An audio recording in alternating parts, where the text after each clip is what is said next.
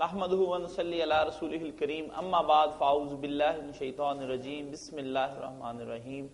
حاضرین و سامعین السلام علیکم ورحمۃ اللہ وبرکاتہ. وعلیکم السلام.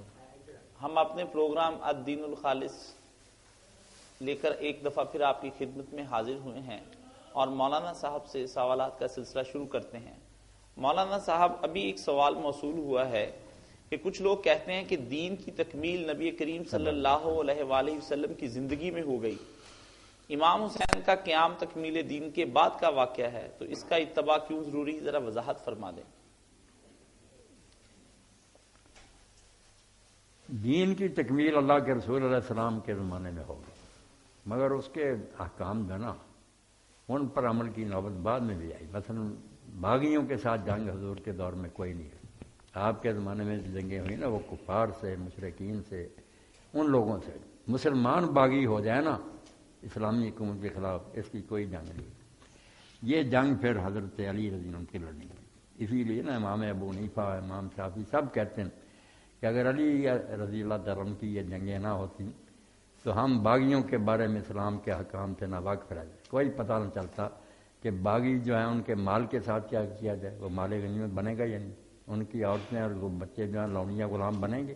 مردوں کے ساتھ کیا برتاؤ ہوگا؟ دفن ہوں گے یا نہیں؟ جنازہ پڑھا جائے گا نہیں؟ یہ سارے احکام جو ہے نا حضرت علی رضی اللہ عنہ نے جو اس وقت فرمان جاری کیا، جو حکم دیا، اس سے کتار البغات، یہ باغیوں سے جنگ کو نا اسی سے مسئلہ حل ہوا.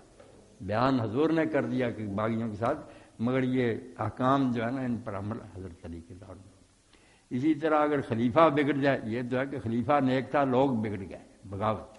ایک ہے خلیفہ بگڑ جائے تو اس سے کیا کیا جاتا ہے، جس کو خروج لوگ کہہ دیتے ہیں، وہ امام حسین رضی اللہ عنہ اس پر عمل کر کے دکھایا. اور یہاں امام ابن حزم نے بہت اچھا لکھا تھا. اہل حدیث ظاہری ہوتے ہیں کہ جو کہتے ہیں نا خلیفہ جس طرح کا جی چاہے ہو جائے، چپ رہو. حدیثیں بہت ہیں نا، انہوں نے لوگوں کو چپ کرایا ہوا نا کہ بہت خاموش، جو مرضی کرے، مال لوٹ لے، تمہیں کوڑے مارے، چپ رہو. انہوں نے کہا یار یہ سب پہلے کی باتیں ختم ہیں. جو حکم ہے کہ برائی کو روکو وہ لاگو ہے. اور انہوں نے اس کا حوالہ دیا کہ امام حسین رضی اللہ عنہ، مدینہ والے اور بعد میں ابن الاشعث کے ساتھ جو فقہاء اٹھے، ان سب نے ثابت کر دیا کہ پوری امت کے عالم ان کے ساتھ تھے ابن الاشعث کے. اگر یہ مسئلہ ہوتا کہ ظالم حاکم کے خلاف نہیں اٹھنا تو کیوں اٹھتے؟ تو یہ مسئلے جو بیٹا ہے نا کہ حاکم بگڑ جائے اس سے لوگ کیا کریں گا، یا رعایا جو ہے وہ بگڑ جائے، حاکم ٹھیک تو پھر کیا؟ کتار البغات اور ظالم حاکم کے خلاف خروج، یہ وہ چیپٹر ہیں جو علی اور حسین نے مکمل کی. مسئلے سارے حضور نے بیان کیے مگر عملاً انہوں نے کر کے دکھایا. یہ طرح یہ سوال کیا ہوا؟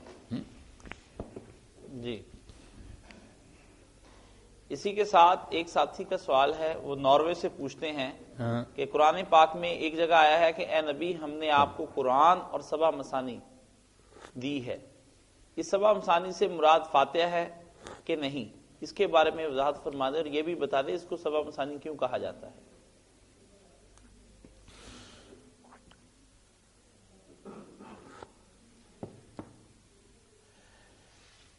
سورہ فاتحہ کو بھی رسول کریم علیہ الصلوۃ والسلام نے سبع مثانی کہا. حدیث پاک میں آتا، آپ نے پڑھ کر سنایا، فرمایا ہے سبع المثانی والقرآن العظیم، بخاری شریف میں، کہ یہ سبع مثانی ہے اور یہ قرآن عظیم بھی. تو سبع مثانی سات، سبع سات، مثانی بار بار دہرائی جانے والی. نماز میں ہم اس کو بار بار دہراتے ہیں نا ہر رکعت میں، اس لیے یہ 7 آیتیں ہو گئیں سبع مثانی. وہ 7 آیتیں جو بار بار دہرائی جاتی. مولانا صاحب ایک سوال آیا ہے کہ حضور نبی کریم صلی اللہ علیہ وسلم کا شجرہ نسب حضرت عبداللہ سے لے کر حضرت آدم تک تفسیروں کی کتابوں میں ہے اور اسے مولانا طارق جمیل صاحب بھی بیان کرتے ہیں. کیا حضرت آدم تک کیا یہ سندن ٹھیک ہے یا یہ تاریخ کا حصہ ہے؟ کہاں تک جا کر شجرہ نسب سندن کمزور رہ جاتا ہے؟ مہربانی کر کے وضاحت فرما دیں. اس میں تو شک نہیں کہ اللہ کے رسول علیہ الصلوۃ والسلام حضرت اسماعیل علیہ السلام کی اولاد سے ہیں، پھر ابراہیم علیہ السلام کی نسل سے ہیں، نوح علیہ السلام کی ہیں، آدم علیہ السلام کی ہیں. یہ سب باتیں ٹھیک، مگر یہ شجرہ نسب جو ہے نا، نام لیتے ہیں کہ فلاں فلاں فلاں، یہ صرف عدنان تک ہی. ہاں، اسماعیل علیہ السلام تک بھی جو ہے نا وہ پھر بہت سی قیاسی اور اپنے اندازے کی باتیں. عدنان یہ حضور کا کوئی 21ویں 22ویں پشت میں دادا پردادا آتا نا، عدنان تک ٹھیک. جی یہ خود آپ نے بیان کیا. ہمارے ایک دوست آگے تو علماء لکھتے تھے نا کاذب بن صابون کہ جو آگے نسب بیان کرے سب جھوٹ بولتے ہیں، ان کو کیا پتا کون ہوا کون نہیں. جی اسپین سے ہمارے دوست کاشف ابراہیم پوچھتے ہیں مولانا صاحب اذان کے الفاظ کیا حدیث سے ثابت ہیں؟ شیعہ کی اذان مختلف ہے، ہماری اذان مختلف ہے، اس کی کیا ترتیب ہے؟ اس کی کتنے کلمات کی تعداد کتنی ہے؟ سندن کون سی بات زیادہ صحیح ہے؟ اس کے بارے میں فرما دیں. 15 کلمے جو ہے نا یہ پکے صحیح حدیث سمجھ آتے. 4 اللہ اکبر، 2 اشہد ان لا الہ، 2 اشہد ان محمد رسول اللہ، 2 حی علی الصلاۃ، 2 حی علی الفلاح، پھر اللہ اکبر اللہ لا الہ. 15 یہ ہیں کلمے جو پکے. جی باقی جو شیعہ حضرات کی اذان اس میں ہے کہ 2 بار کہتے ہیں حی علی خیر العمل، حی علی الفلاح کے بعد جو ہے نا اشہد ان لا الہ الا اللہ، یہ وہ خود ہی ان کے عالم مانتے ہیں کہ یار بناوٹی ہم نے ذیل سے یہ نکالا کہ سنیوں کو دکھ دیں. خود لکھتے ہیں کہ سنیوں کو چرانے کے لیے، ورنہ یہ کوئی اذان نہیں. بلکہ علماء لکھ دیتے ہیں چھوٹی سے چھوٹی کتاب میں لکھا کہ قصد جزیر کا ہے نا، اگر کہے کہ یہ اذان کا حصہ ہے تو اذان باطل ہو جائے گی، اذان برباد ہو جائے گی. کیوں اس نے ایک چیز کو اس کا حصہ بنا دیا جو نہیں. خود لکھتے ہیں کہ حصہ اسا کوئی نہیں، صرف کہتے ہیں تھوڑا بہت درمیان میں روک کرنا. حضرت علی کا ذکر کر دیتے ہیں سنیوں کو ستانے کے لیے.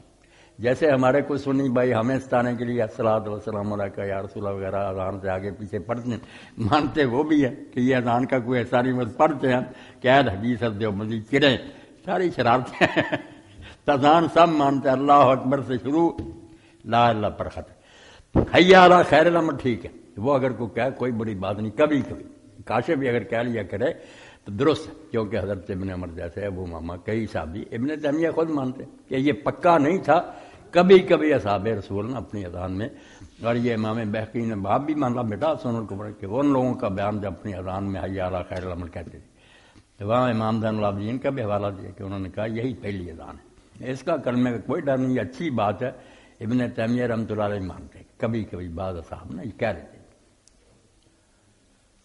ان باتوں سے کچھ فرق نہیں پڑتا، سب ٹھیک ہی ٹھیک ہے. ایک دوست پوچھتے ہیں السلام علیکم ورحمۃ اللہ وبرکاتہ، کیا اسلامی حکومت اپنی رعایا سے ٹیکس وصول کر سکتی ہے؟ اگر کر سکتی ہے تو پھر حضرت عمر بن عبدالعزیز رحمۃ اللہ علیہ نے کیوں ٹیکس کو منسوخ کر دیا تھا؟ اس بارے میں وضاحت کر دیں. جو مستقل آمدنی ہے نا بیت المال کی، وہ تو زکوٰۃ اور عشر ہے، مال غنیمت کا خمس ہے. یہ جو ہے نا ٹیکسز وغیرہ یہ کوئی مستقل نہیں. ضرورت پڑ جائے کہ اگر زکوٰۃ عشر وغیرہ کی آمدنی سے نہیں حکومت کے سارے معاملے چلتے، کچھ کمی ہے، تو ایماندار حکومت جائز ٹیکس اگر لے تو لوگوں کو دینا چاہیے شوق سے. کام نہیں حکومت کے چلانے، نوائب کہتے ہیں ان کو، مگر یہ لازمی نہیں کہ ہمیشہ ہی چالو رہے. ضرورت کے تحت ضرورت ہے چالو کر دو، اگر نہیں ضرورت ہی ختم کر دو. ایک صاحب پوچھتے ہیں میں نے پڑھا ہے کہ عورت پر نماز فرض ہے کہ وہ نماز کے دوران اپنے پیر بھی ڈھکے اور اس کے لیے موزے پہنے، مگر ایسا کرنا عورتوں کے لیے بہت مشکل ہے. کیا اس کے بغیر بھی نماز ہو سکتی ہے یا باطل ہے؟ اس کی کوئی آسان صورت کا حل نکال کر بتا دیں. بس یہی آسان صورت ہے کہ پڑھ لیں، ڈھانک لیں پاؤں، ٹھیک ہے، نہ ڈھانکے کوئی بات نہیں، صحیح، پاؤں سطر نہیں کوئی. صحیح. دبئی سے ایک صاحب پوچھتے ہیں مولانا صاحب اسلام کے سیاسی نظام کے خد و خال کیا ہیں؟ کیا اس کی بنیاد سلیکشن ہے یا الیکشن ہے؟ اس میں اسمبلی کا وجود بھی ہے یا نہیں؟ کیا یہ وفاقی نظام ہے یا صوبائی؟ برائے مہربانی اس پر کوئی کتاب بھی تجویز کرے اور اپنی رائے کا اظہار بھی فرما دیں. یہ تو کتاب ہی آپ پڑھیں گے سارا کو پتہ لگی، اتنی باتیں. جی مختصر یہ سمجھیں کہ اسلام کا نظام جو ہے نا وہ شورائی ہے. شورائی مطلب امت کے مشورے سے بنے گی حکومت. اس کو جمہوریت کیا ہے، سلیکشن کیا ہے، الیکشن کیا ہے، جو مرضی کیا ہے. جو حاکم لوگوں کی مرضی کے بغیر حکومت کر رہا نا وہ غاصب اور ظالم ہے، کسی کو حق نہیں. باقی جو ہے نا کہ پبلک نیک نہیں تو پبلک کو نیک بناؤ. پھر دینی جماعتیں کوشش کریں کہ ووٹ دینے والے نیک بنے. مسئلے کا حل صرف ووٹ ہی جو ہے نا کہ ووٹ کے بغیر کیا ہوگا. پھر حافظ صاحب سعید صاحب آئے تھے، میں نے کہا جمہوریت حرام ہے، طریقہ بتاؤ نا پھر حکومت کیسے بنے گی. باپ کے بعد بیٹا بیٹھتا جائے گا. یا جب ایک حاکم مرے گا پھر تلواریں لے کر اٹھ پڑے ہوں گے لوگ جو زبردستی قبضہ کر لے، بات ہی کوئی نہیں آئی۔ یہ دنیا میں دھکے کھا کر لوگوں نے عقل کی بات نکالی کہ لوگوں سے پوچھ لو کہ کس کو تم حاکم بنانا چاہتے ہو، وہ برا بنائیں گے تو بھگتے رہیں گے خبیث سے، اگر اچھا بنائیں گے تو فائدہ ہوگا۔ مگر حکومت آپ صاف سن لیں، اگر نبی بھی وقت کا ہوگا نا نہیں حکومت کر سکے گا اگر لوگ راضی ہوں۔ کس طرح کرے گا وہ؟ جب اس کو مانتے ہی نہیں، ٹیکس نہیں دیتے، اس کے حکم پر جہاد نہیں کرتے، وہ ناکام ہو جائے گا۔ اس لیے نبی آئے دین بتاتے رہے، حکومت نہیں کرتے۔ حکومت وہی کر سکتا ہے جس پر زیادہ تعداد پبلک کی خوش ہو، دل و جان سے اس کے لیے دعائیں کریں، اس کا حکم مانیں، اس سے محبت کریں۔ یہ کہ بالکل نیچرل بات ہے۔ اب حکمران لوگ نیک بنائیں، لوگوں کو نیک بناؤ، ان کو سکھاؤ کہ ووٹ بھائی صحیح کرو۔ حال یہی جو حضرت عمر رضی اللہ عنہ نے کہہ دیا نا، سب یہ جو ہے نا دعویٰ وغیرہ سب توبہ کریں۔ حضرت عمر رضی اللہ عنہ نے جب سنا اپنے آخری حج میں کہ لوگ کہتے ہیں عمر جس دن مرے گا نا ہم طلحہ کا ہاتھ پکڑیں گے، اس نے بھی تو ابو بکر کا پکڑ لیا تھا، کسی سے مشورہ نہیں کیا، اس کی بھی حکومت بنا لیں گے طلحہ کی۔ تو آپ نے چاہا کہ مکے میں خطبہ دیں تو لوگوں نے کہا یہاں ہر قسم کے لوگ ہیں، پڑھے ان پڑھے، یہاں نہیں ٹھیک، مدینہ جا کر سمجھدار لوگوں میں یہ لیکچر ہونا چاہیے۔ آپ مدینہ میں آئے، پھر حضرت ابن عباس کہتے ہیں میں اس دن مسجد میں پہلے جا کر ممبر کے پاس بیٹھ گیا کہ آج عمر جو باتیں کہے گا یہ ساری زندگی نہیں کی۔ وہاں پھر آپ نے تقریر کی، وہ بھی سمجھایا سارا معاملہ کہ حضور کے بعد حال کیا تھا، کہ اگر نہ فیصلہ کر کے ہم وہاں سے اٹھتے تباہی ہو جاتی۔ آپ جنازہ اسی سے کہتا حضرت عمر نے یہ تو کہتے ہیں نا صحابہ انہوں نے کہا منافقین جو تھے مدینہ بھرا ہوا تھا اور وہ موقع کی تاڑ میں تھے کہ جنگ برپا کرے، اور انصار کو بھی انہوں نے اٹھا دیا کہ تمہارے ہوتے ہوئے اور خلیفہ کون بن سکتا۔ انصار جمع ہو گئے، ہم میں سے ساتھ میں وہ تو ایسے حالات پیدا ہو گئے تھے کہ عمر اگر ہاتھ نہ پکڑتے رضی اللہ عنہ تباہی اسی وقت جنگ چھڑ جانی تھی، حضور کا جنازہ پڑا رہ جانا۔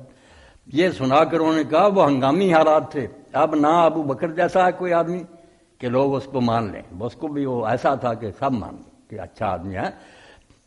اب جس نے کی نا بیعت، یہ الفاظ ہیں سن لیں، یہ دعویٰ والے بھی، اب جو مسلمانوں کے مشورے کے بغیر خلیفہ بنے بیعت لینے والے کو بھی قتل کر دو اور بیعت کرنے والوں کو بھی قتل کر دو۔ ان کے باپ کی حکومت ہے کہ اپنی مرضی سے جس کو چاہے مسلمان مشورہ کریں گے۔ یہ ہے مشورہ بیٹا، جمہوریت، ووٹ، رائے، تو لوگوں کو نیک بناؤ، ادھر نہیں یہ دینی باتیں آتی۔ پھر دودھ جیسا ہوگا وہی مکھن نکلے گا، ٹھیک ہے، برے لوگ برا ہی چنیں گے، یہ تو مصیبت ہے ہی، مگر چنیں گے تو پھر بھگتتے رہیں گے۔ بنانا یہی پڑے گا کہ لوگوں کو ہم خیال بناؤ، سارے نہیں بن سکتے، اچھے سمجھدار لوگوں کو قائل کرو، باقی لوگ ان کے پیچھے ہی ہوتے ہیں۔ یو ایس اے سے عاصم صاحب پوچھتے ہیں مولانا صاحب رضاعت کی عمر کے متعلق بتا دیں، کتنی حد تک رضاعت مانی جائے گی اس کے اور کب رضاعت نہیں مانی جائے گی، اس کے بارے میں ذرا واضح موقف بیان کر دیں۔ رضاعت جو ہے نا جس کا اعتبار ہے کہ اس مدت تک آدمی دودھ پی لے بچہ کسی عورت کا اپنی ماں کے علاوہ تو وہ اس کا بیٹا بن جاتا، بالکل ایسے جیسے اس کے پیٹ سے پیدا ہوا۔ وہ سارے رشتے حرام ہو جاتے ہیں جو کسی ماں کے پیٹ سے پیدا ہونے، یحرم من الرضاعۃ ما یحرم من النسب، کسی کے گھر پیدا ہونے سے جو رشتے حرام ہوتے ہیں نا، بہن، پھپھی، خالہ وغیرہ، وہ سارے حرام ہو۔ یہ بیٹا بالکل صحیح بیٹا بن جاتا اس عورت کا جس نے دودھ پیا، مگر یہ مدت 2 سال جی، جب تک یہ بچہ صرف دودھ پر گزارا کرتا ہے۔ جب 2 سال کی عمر سے آگے نکل جائے پھر اگر پیتا پھرتا تو اس کا کچھ اثر نہیں۔ صحیح، 2 سال ہے مدت رضاعت۔ ایک دوست پوچھتے ہیں انسان کو خدا نے فرشتوں کے برعکس ذی اختیار اور ذی ارادہ مخلوق بنایا۔ یہاں ایک بڑا باریک مسئلہ ایک دن باہر سے پوچھ رہا تھا، بڑے بڑے عالم ہار گئے تھے کہ یہ بچہ جس نے دودھ پیا نا یہ اس خاندان کا بچہ بن جائے گا، مگر اس کے جو بھائی بہن ہیں نا اس عورت کے جس کا دودھ پیا تو وہ اس کے باقی بھائی بہنوں کے کچھ نہیں لگیں گے۔ یہ صاف سمجھ لو، یہ نہ ہو کہ یہ بھائی بن گیا تھا اب کہیں اس کی بہن جو ہے ہماری بہن ہے وہ بھی نکاح نہ کرے، نہ، وہ جس عورت کا دودھ پی رہا ہے اس کے بچے اس کی بہنوں سے نکاح کرنا چاہیں تو وہ کر سکتے ہیں، ان کے وہ کچھ نہیں لگتے، نہ نسب سے ہیں نہ رضاعت سے۔ یہ اس نے دودھ پیا اس لیے یہ ہاں، از جان بے شیر دے ہما خیش ماند، اے فارسی کا سن لے، یاد کیا ہو جس سے سارے اقدے حل، ورنہ عالم جو کہتے ہمیں یار کوئی سمجھ نہیں آتی کیوں بھائی بہن ہیں، مگر نہیں بھائی بہن نہیں، از جان بے شیر دے ہما خیش ماند، جس نے دودھ پلایا ہے اس کے تو سارے اس کے بہن بھائی خالہ ماموں بن گئے، وز جانب شیر خار فقط زوجان، جس نے دودھ پیا یہ خود اور اس کی بیوی اور آگے جو اس کی اولاد ہے، یہ صرف ان کے لگتے ہیں، یہ رشتے حرام ہو گئے۔ اس کے جو باقی ہے نا بھائی بہنیں دوسری خالہ وغیرہ، وہ اس دودھ پلانے والے کی اولاد کے کچھ نہیں لگتے۔ ہاں، بس جانب شیر خار، جس نے پیا ہے فقط زوجان و فرو، خامد اور بیوی اور جو ان کی اولاد ہے، یہ ہے اس خاندان کے ساتھ ان کا رشتہ ہو گیا۔ باقی جو ہے نا اس کے وہ کچھ نہیں، ان سے کریں رشتے۔ دوست پوچھتے ہیں کہ انسان کو خدا نے فرشتوں کے برعکس ذی اختیار اور ذی ارادہ مخلوق بنایا، اور ساتھ ہی بہت سی پابندیاں اور احکامات دے کر اس انسان کے اختیار کو سلب بھی کر لیا۔ انسانی نفس اب بے شمار پابندیوں میں جکڑے جانے کے بعد ذی اختیار نہیں رہ سکتا۔ اس فلسفے پر برائے کرم روشنی ڈالیے۔ بچہ دے گیا یہ پرچی کہ فرشتوں کو اختیار نہیں دیا، انسان کو دیا مگر چھین بھی لیا، پھر پابندیاں لگا دی، یہ کر یہ نہ کر۔ اچھا،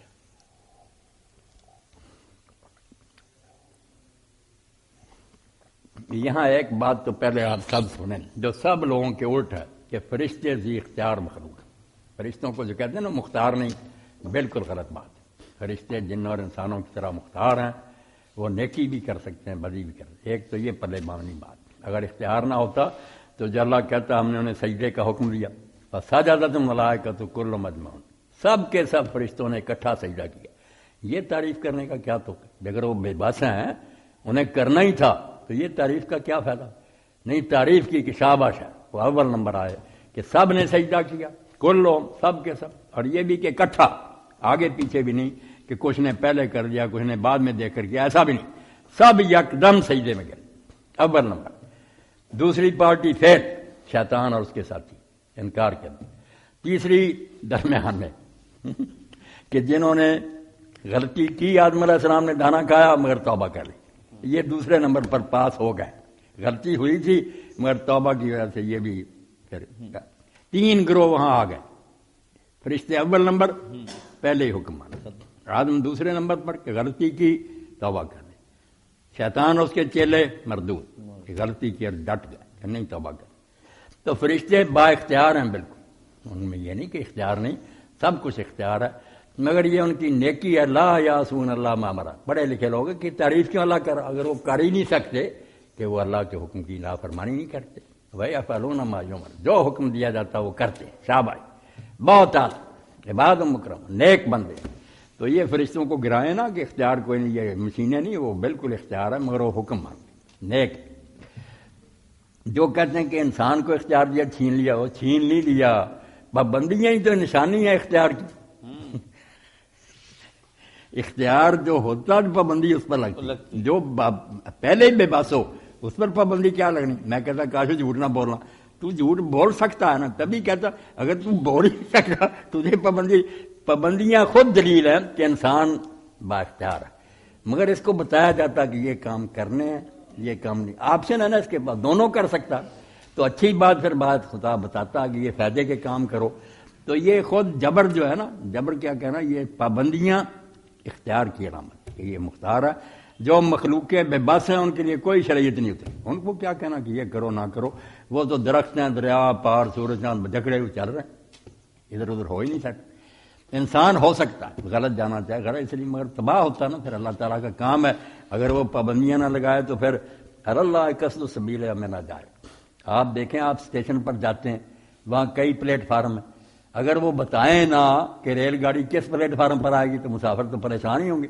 اللہ تعالیٰ اگر راستہ نہ بتائے میں نہ جائے، جبکہ رستے ٹیڑھے بھی موجود ہیں، تو صحیح راستہ وہ نہ بتائے، پھر یہ بھی ٹیڑھا یہ بھی یہ ہے صحیح۔ اللہ نے کہا وَاللہ قصد سبیل، اللہ کا کام یہ کہ تماشا نہ دیکھتا رہے، انسان کو جو صحیح راستہ وہ بتائے تو میں نہ جائے، کیونکہ راستے تو بہت سے ٹیڑھے بھی ہیں۔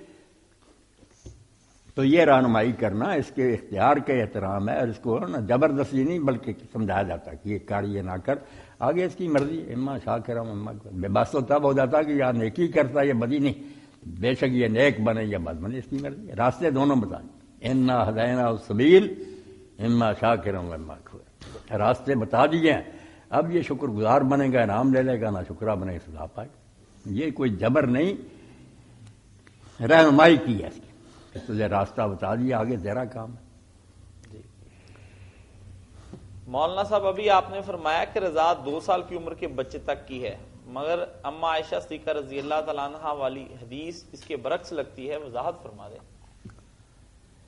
اما عائشہ رضی اللہ تعالیٰ عنہ والی حدیث جو ہے نا، سب نے سمجھا کہ وہ ساری دنیا کے لیے نہیں نا، وہ عام قانون، وہ رضاع الکبیر جو ہے نا کہ بڑا آدمی بھی دودھ پی لیتا، یہ وہ بچہ جو تھا نا وہ گھر میں پلا، بیٹے کی طرح انہوں نے رکھا، جب حکم اتر آئے پردے کے، اب وہ بیچارے کہتے کہ بیٹے کی طرح ہمارے پاس رہا تھا، پیار سے پالا، اب جدائی کر رہا تھی، مگر خامد اس کا ناراض ہوتا تھا کہ میں اب اس کو گھر میں کیوں آنے دوں، تو اب اللہ کے رسول نے کہا تم دودھ پلا دو اس کو، بیٹا بن گیا۔ وہ خصوصی حالات میں ایک رعایت تھی کہ عام قانون نہیں۔